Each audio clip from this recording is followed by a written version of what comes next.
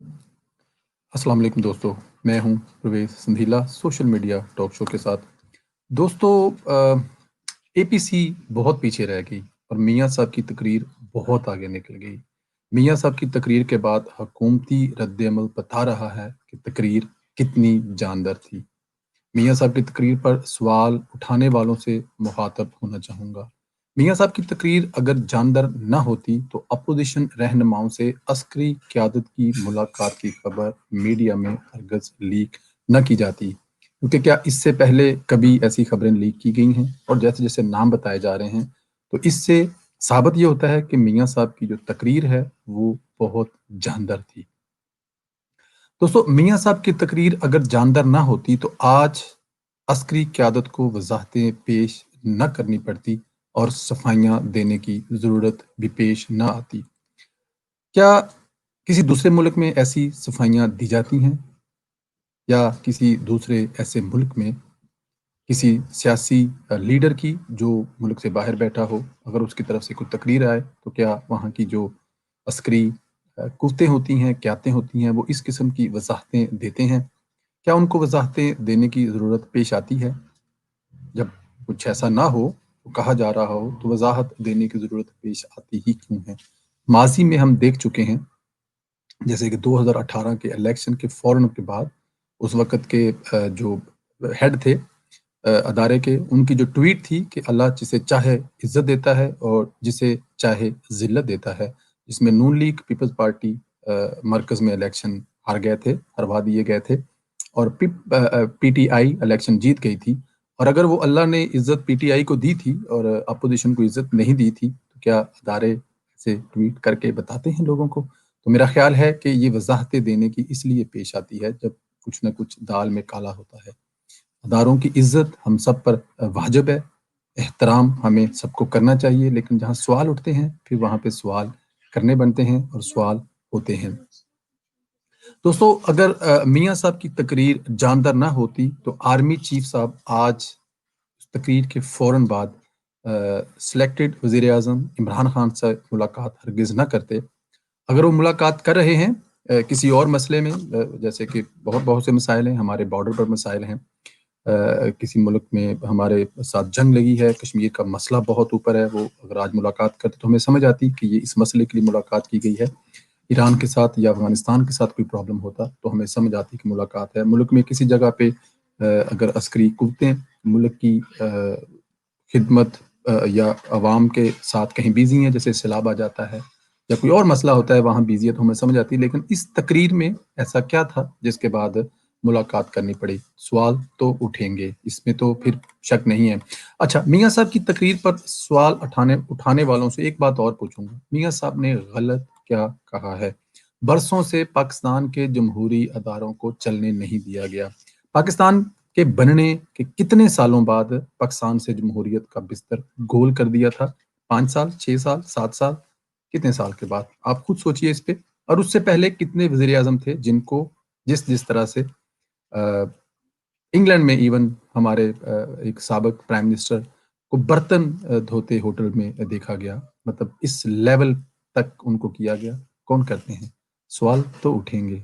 बरसों से इलेक्शनों में जो होता आया है, भुट्टो साहब के दौर में इलेक्शन में जो हुआ, अब जिसको भी सपोर्ट करते हैं और जिसको सपोर्ट नहीं करते हैं, वो कोई भी हो, नहीं करना चाहिए, बनता नहीं है। यही सवाल है, अगर नहीं करते तो बहुत अच्छी बात है। सियासत से दूर रहते हैं, तो और इससे बड़ी अच्छी बात और ही हो ही नहीं सकती। जमहूरियत में जो काम होता है वो सियासतदानों का होता है। वो उन्होंने मुल्क की खिदमत वो जो करनी होती है, वो सियासतदानों ने ही करनी होती है। कितनी हुकूमतों और वज़राए आज़म को आईनी मुद्दत पूरी करने दी गई है? ये एक बहुत बड़ा सवाल है। अब कौन नहीं करने देता, इसके बारे में हम क्या कहें? आप किसी होटल वाले के पास चले जाएँ, किसी रिक्शे वाले के पास चले जाएँ, किसी चौकीदार के पास चले जाएँ, किसी नाई के पास चले जाएँ, किसी हलवार, दलहार, किसी के पास चले जाएँ, जो एक कश्ती चलाता है बेचारा ना दरिया के किनारे से, जाके पूछें उससे, जो वज़ीर-ए-आज़म होते हैं, उनको इस मुल्क में 70 साल में आज तक मुद्दत पूरी क्यों नहीं करने दी गई? ये एक सवाल है। कौन पूरी नहीं करने देता? जब अदारे सियासत में इन्वॉल्व नहीं हैं, वो डायरेक्ट सियासत में वास्ता नहीं रखते, तो फिर अदारे ऐसा कह रहे हैं, तो मुद्दत कौन पूरी नहीं करने देते? پیپلز پارٹی کی حکومت 4 سال بعد یوسف رضا گیلانی صاحب کو گھر بھیج دیا جاتا ہے، مدت پوری نہیں کرتے، پرویز اچھڑ صاحب کو لایا جاتا ہے۔ میاں محمد نواز صاحب کی حکومت 4 سال بعد ان کو پاناما کے کیس میں گھر بھیج دیا جاتا ہے دوسرے پرنسپل۔ کیوں؟ کیا ضد کیا ہے کہ کسی بھی جمہوری وزیر اعظم کو، جس کو اس پاکستان کی عوام نے ووٹ دے کر سلیکٹ کیا ہوتا ہے، وہ پوری مدت نہیں کرتے؟ اب سننے میں یہ آ رہا ہے جس کو ابھی سلیکٹ کیا گیا یہ مدت پوری کرے گا۔ بہت بڑی بات ہے مدت پوری کر جائے، اس کی نہ حرکتیں پوری کرنے والی ہیں، نہ اس کا ماضی ایسا شاندار ہے کہ یہ پوری کر جائے گا مدت، لیکن کون پوری نہیں کرنے دیتا؟ جب جب کوئی منتخب وزیر اعظم اسٹیبلشمنٹ کا پپٹ بننے سے انکار کرتا ہے، کیا حکومت کے خلاف سازشیں نہیں ہوتی؟ پاناما کیا تھا؟ پاناما آپ لوگوں کے سامنے ہے، کیا تھا پاناما؟ جب پاناما کیس شروع ہوا تو ہمیں کیا کیا نہیں بتایا گیا، کتنے ملین، کتنے ٹریلین، کتنے بلین کی جائیدادیں ہمیں بتائی گئی۔ اور جب پاناما چلتا چلتا چلتا چلتا آیا، فرسٹ سٹیج پہ آیا جہاں پہ ایک فیصلہ کرنا تھا، تو وہاں پہ فیصلہ کیا کیا گیا کہ نواز شریف صاحب صادق اور امین نہیں ہے۔ صادق اور امین کس بات پہ نہیں ہے؟ کہ انہوں نے اپنی بیٹے کے آفس میں جاب کی ہے دبئی میں، اور انہوں نے یہ بتایا نہیں کہ ان کو وہاں سے سیلری ملتی تھی۔ بالکل سیلری نہیں ملتی تھی، کیونکہ وہاں پہ رہنے کے لیے، آپ باہر کے ملکوں میں لوگ رہتے ہیں، وہاں رہنے کے لیے آپ کو ڈاکومنٹ بنانے پڑتے ہیں۔ تو بیٹے کی کمپنی میں باپ کی سیلری بنائی ہے تو سیلری کون لے گا یا سیلری کون دے گا؟ وہ تو ساری دنیا کو پتا ہے کہ کیوں بنائی گئی تھی، کیونکہ وہاں پہ رہنے کے لیے ڈاکومنٹ پورے کرنے کے لیے وہ ایک فارمیلٹی تھی۔ تو وہ نواز صاحب نے بتائی نہیں تھی، اس لیے نواز شریف صادق اور امین ہی رہے، انہوں نے جھوٹ بیلا، اور پاکستان کی تاریخ میں ایسا بڑا جھوٹ آج تک کسی نے نہیں بولا تھا۔ اس لیے سب سے بڑی سیٹ جس کو پاکستان کی 22 کروڑ نے ووٹ دے کر وزارت عظمیٰ کی سیٹ پہ بٹھایا، اس بات پہ کیونکہ آپ نے جھوٹ بیلا اٹھا دیا، پاناما سے کیس شروع ہوا اور اقامہ پر نکال دیا۔ سوال تو لوگ کریں گے، یہ تو نہیں ہو سکتا، اور یہ سارا کچھ آٹومیٹک تو نہیں ہو سکتا، کون کرواتا ہے؟ یہی فیصلہ ہے کہ اس کو بس اب کیا کہیں، اس پہ عوام کے جو فیصلے ہیں ان کو مانا نہیں جاتا۔ کیا آر ٹی ایس کو کنٹرول کر کے عوام کے حق پر ڈاکہ نہیں مارا گیا تھا؟ اب اس کا جواب کون دے گا؟ 4 5 6 گھنٹے آر ٹی ایس بند ہوتی ہے، شاہ محمود قریشی صاحب کا ملتان سے رزلٹ 2 گھنٹے بعد اناؤنس کر دیا جاتا ہے، لاہور کے اندر اگلے دن رزلٹ اناؤنس کیے جاتے ہیں، پھر آپ کہتے ہیں کہ ڈاکہ نہیں مارا جاتا۔ فیصل واڈا صاحب کو کراچی سے شہباز شریف صاحب کے مقابلے میں جتا دیا جاتا ہے، جس کو چائنا اپنا ہیرو مانتا ہے، جس کے انگلینڈ کے ملک تعریف کرتے ہیں، جس کے کینیڈا اور امریکہ جیسے جو لوگ ہیں وہ تعریف کرتے ہیں، وہاں سے وہ کراچی سے الیکشن ہارتے ہیں۔ اور کراچی ہارتے کہاں سے ہیں؟ جہاں سے سارے کے سارے جو لوکل کونسلیں ہیں، وہاں پہ کونسل ہیں وہ مسلم لیگ نون کے جیتے ہوئے ہیں، ان کے اوپر شہباز صاحب 800 ووٹوں سے ہار جاتے ہیں۔ دوبارہ گنتی، وہ ابھی تک پینڈنگ کیس ہے، کون کرتا ہے یہ؟ سوال تو اٹھے گا جب ایسا ہوگا۔ سیاستدانوں کے خلاف انتقامی کارروائیاں کون کرتا ہے؟ آپ کو لگتا ہے یہ جو موجودہ مسلم لیگ نون کے خلاف خورشید شاہ صاحب جو جیل میں ہے، کون ہے؟ نیب کو کون چلاتا ہے؟ نیب آزاد ہے؟ اگر نیب آزاد ہے تو عمران خان صاحب امریکہ میں یہ کھڑے ہو کر کیسے کہتے ہیں کہ شاہدہ خان عباس صاحب فرماتے ہیں کہ مینو پھڑ لو مینو، تو میں پھڑ کے اندر کر دیتا ہے؟ کون کہتا ہے؟ اگر پکڑ کر اندر نیب نے کیا ہے تو عمران خان یہ کیسے کہتا ہے کہ میں نے پکڑ کے اندر کر دیا؟ تو نیب تو آزاد نہ ہوا۔ ٹھیک ہے، یہ نون لیگ کی غلطی ہے، نیب ختم کرنا چاہیے تھا، ختم نہیں ہو، لیکن سوال اٹھیں گے، یہ نہیں ہو سکتا کہ سوال نہ اٹھیں۔ اگر تو یہ سب باتیں جھوٹی ہیں جو میں نے آپ سے پوچھی ہیں، تو پھر میاں صاحب کی تقریر بھی جھوٹی ہو سکتی ہے، اور اگر یہ سب کچھ حقائق پر مبنی ہے تو میاں صاحب کی تقریر آپ کی سوچ اور صبر میں فرق ہے۔ اب دیکھیں، سوچیں، آنکھیں بند کریں۔ ایک بات اور، میاں صاحب نے ایسی کوئی بات نہیں کہی جو اداروں کے خلاف ہو، بالکل نہیں کہی۔ انہوں نے سوال کیے ہیں آصم باجوہ صاحب پر، سوال کیے ہیں کہ وہ جس وقت کوئٹہ میں تھے، وہاں پہ تصویریں دیکھ لیں آپ، وہاں کی لوکل جو نئی گورنمنٹ بننی تھی یا جو تھے ان کے ساتھ بیٹھے ہوئے ان کی تصویریں، ٹھیک ہے کورٹ کمانڈر ہو سکتی ہیں، لیکن اس وقت ان کی دولت میں بے انتہا اضافہ ہوا۔ یہ میاں صاحب نے سوال پوچھا ہے، اس پہ ایک کمیشن بنا دیا جا سکتا ہے، وہ چیک کر لیں کہ اس وقت ان کی دولت کتنی تھی اور اب کتنی ہے، اس میں کیا فرق پڑتا ہے؟ ایک کمیشن بنا دیں، میاں صاحب کو جھوٹا ثابت کر دیں کہ میاں صاحب نے یہ بات پوچھی ہے، آپ ایک کمیشن بنا دیں اور ثابت کر دیں کہ جی اس وقت ان کے اتنے اثاثے تھے، ابھی اتنے ہی ہیں، فرق نہیں پڑے، اس میں کیا فرق پڑتا ہے؟ یہ ایک سوال پوچھا ہے۔ دوسرا جو انہوں نے سوال پوچھا وہ جو نیوز والا تھا وہ سوال پوچھا، اس پہ بھی اس وقت یہ چیز ہوئی، اس میں تو کوئی شک نہیں ہے۔ ایک اس کو بنا کر اور سارا ہوا بنا کے یہ 2 سوال میاں صاحب نے پوچھے جو میرے خیال میں ایسے اتنے ہارڈ نہیں ہیں، صاف انکوائری کرا کے تو، لیکن میاں صاحب نے کہیں کسی جگہ پہ کسی کا نام نہیں لیا، نہ کسی ادارے کا نام لیا، نہ کسی پرسنلی کسی نام لیا، لیکن مجھے ایک بات پہ بڑا شدید دکھ اور تکلیف ہے، جو آج پریس میں وزیروں نے پریس کانفرنس کر کے کی، اس کی بڑی تکلیف ہے کہ ان لوگوں کو سوچنا چاہیے تھا یہ سب کچھ کہنے سے پہلے کہ نواز شریف صاحب نے پاکستان کے اداروں کو جنگ کا اعلان کر دیا، یہ کر دیا، وہ کر دیا، کم از کم وہ یہ بات کرنے سے پہلے صرف اور صرف یوٹیوب پر جاتے، عمران خان لکھتے اور ساتھ میں پاک آرمی لکھتے، عمران خان پاک آرمی، اس کے بعد پھر آپ دیکھتے کون کون سی ویڈیو اوپر آتی، صرف آپ پہلی 8-10 ویڈیو دیکھ لیں آپ کے ہوش کھل جائیں گے۔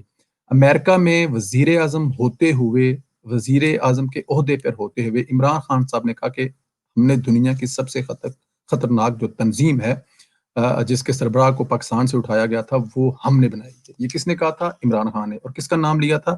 اپنے اداروں کا نام لیا تھا۔ اس سے بڑا اور اداروں کے خلاف اور بات کیا ہو سکتی ہے؟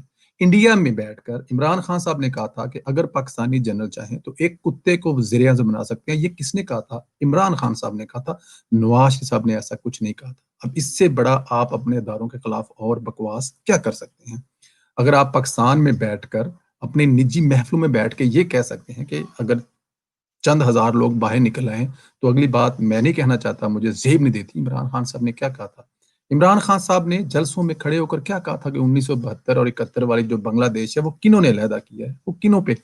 دیکھیں اداروں پہ کوئی الزام تو نواز صاحب لگایا نہیں ہے، مجھے تو لگتا نہیں ہے، مجھے تو سمجھ سے باہر ہے اگر ایسا وہ کہہ رہے ہیں۔ ہاں وہ یہ کہہ رہے ہیں کہ پی ٹی آئی والے یہ کہہ رہے ہیں کہ ہمیں تو نواز صاحب نے کچھ کہا ہی نہیں ہے، عمران خان صاحب سے انہوں نے کہا جی میری دشمنی کو نہیں، میری دشمنی تو اداروں سے ہرگز نہیں کہا، اداروں سے ہرگز نہیں کہا انہوں نے کہا ہے کہ جو اس کو لے کے آئے ہیں، اب یہ ہو سکتا ہے کہ پورا ادارہ عمران خان کو لے کے آؤ، نیٹ ایٹ آل، کچھ لوگ ہوں گے ان میں چند لوگ ہوں گے جنہوں نے یہ کام کیا ہے تو ان کو وہ کہہ رہے ہیں، اگر ان چند لوگوں کو نے یہ غلط کیا ہے جو عوام کا مینڈیٹ ہے جس کو ووٹ ڈالا گیا تھا۔ اب دیکھیں سندھ میں تیسری دفعہ پاکستان پیپلز پارٹی کی حکومت ہے، ان کی کارکردگی پہ آپ 550 مثالیں دے سکتی ہیں۔ شہباز شریف صاحب نے 10 سال میں وہ کام کر دیے، وہ لاہور سے پنجاب سے ہار گئے ہیں، اب خود بتائیں آپ۔ تو وہ ان کے خلاف جو اس کو عمران خان کو لے کے آئے ہیں بات کی ہے تو اس بات کو سمجھنا چاہیے۔ دیکھیں یہ کہیں نہ کہیں سے شروع کرنا پڑے گا۔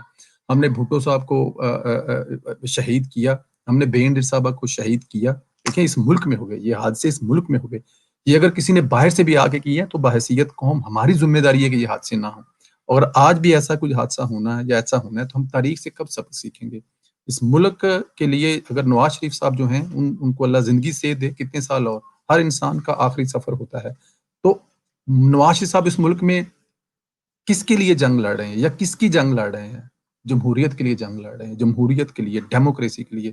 تو نواز شریف کی یہ کوئی ذاتی جنگ نہیں ہے، نواز شریف کا یہ کوئی ذاتی فائدہ نہیں ہے اس میں۔ اگر وہ ہر دفعہ لوگ ان سے کہتے ہیں کہ وہ اداروں سے بنتی نہیں ان کی، تو کیوں نہیں بنتی ان کا مسئلہ کیا ہے؟ نواز شریف چاہتے کیا ہیں؟ کہ ادارے اپنا کام کریں، ہر ادارہ اپنا کام کرے اور سیاستدان جو ہیں وہ اپنا کام کرے، سیاستدانوں کا کام جو ہے وہ ملک میں عوام کی خدمت کرے، اور نواز شریف نے یہ ہمیشہ ثابت کر کے دکھایا۔ تو دوستو میرے خیال میں پی ٹی آئی والوں کو اور دوسرے خاص طور پہ جو ٹی وی اینکرز ہیں جن کو صرف پیسے ملتے ہیں، ان کے جو شوز ہیں، ان کو اگر ان کے آج شو دیکھ لیں تو لگتا ہے جیسے پتہ نہیں ان کی پنجابی کے اندر پوچھل تے پیر آیا ہے۔ تو دیکھیں جو صحیح بات ہے وہ صحیح کرنی چاہیے، جو غلط ہے وہ غلط کرنی چاہیے۔ نواز شریف صاحب نے جو کہا اس میں میرے خیال میں وہ ایک بڑی زبردست قسم کی تقریر تھی۔ اگر یہ کہا جائے کہ نیلسن منڈیلا کے بعد وہ دوسری بڑی تقریر ہے جس میں انہوں نے بتایا، انہوں نے کسی کو ذاتیات پہ نہیں کی، ہاں وہ ان کو جو پوری تقریر میں نے غصے میں دیکھا، وہ لاہور والے جو پولیس افیسر ہے ان پر بہت غصے میں تھے، اتنے غصے میں کبھی نہیں دیکھا ان کو۔ یہ ڈیفینیٹ بیٹی کے باپ ہیں تو غصے میں آ سکتے ہیں، کر سکتے ہیں۔ اس کے علاوہ میرے خیال میں ان کی مکمل تقریر تھی، مکمل اور پرفیکٹ تقریر تھی۔ ہمیں سوچنا چاہیے، گریبانوں میں جھانکنا چاہیے، اگر کہیں کچھ غلط ہو رہا ہے تو اس کو روکنا چاہیے اور سچ میں روکنا چاہیے۔ اور ایک بات ہمیں ذہن میں رکھ لینی چاہیے، آج کا کے سوشل میڈیا کے دور میں کوئی چیز آپ ہائیڈ نہیں ہے۔ اگر آپ یہ کہیں گے کہ ہم ایسے کر دیں گے، وضاحت دے دیں گے، روکیں گے اور روکیں گے نہیں، تو یہ عوام کو پتہ ہے، اس عوام سے کچھ نہیں چھپایا جا سکتا۔ سکتا. خدارا ہمارا مقصد کسی کے خلاف نہ ہے. ہم پاکستان کے لیے ہیں, پاکستان کے لیے کام کرتے ہیں, پاکستان چاہتے ہیں کہ پاکستان ترقی کرے. تو اللہ تعالیٰ کی ذات تمام اداروں کو اپنے اپنے ڈومین میں رہ کے کام کریں, اور اس سے بڑی اور کوئی بات نہیں ہے. نواز شریف اس ملک کے اصلی ہیرو ہیں. ڈیموکریٹ کے لیے جب بھی ذکر کیا جائے گا, نواز شریف اور بے نظیر کا ذکر جو ہے وہ بہت ٹاپ پر آئے گا. 3 دفعہ وزیر اعظم اور 3 دفعہ ہی پوری لگن کے ساتھ کام کیا, اور اس میں کوئی شک نہیں ہے پاکستان کو کہاں سے کہاں لے کے گئے. اگر نواز شریف صاحب کی اگر آپ کو ابھی اچھائیاں گناؤں گا کیا انہوں نے کام کیا تو بات لمبی ہو جائے گی. صرف اتنا کہوں گا کہ میاں محمد نواز صاحب جو ہیں وہ انہوں نے کل کی تقریر ون آف بیسٹ تقریر, پرفیکٹ تقریر, 100% ٹھیک تقریر تھی. اپنی بات کو ختم کرتا ہوں اسی کے ساتھ. دوستو اپنا خیال رکھیں. پاکستان زندہ باد. آپ سے انشاءاللہ تعالی کل اگلے پروگرام میں ملاقات ہوگی.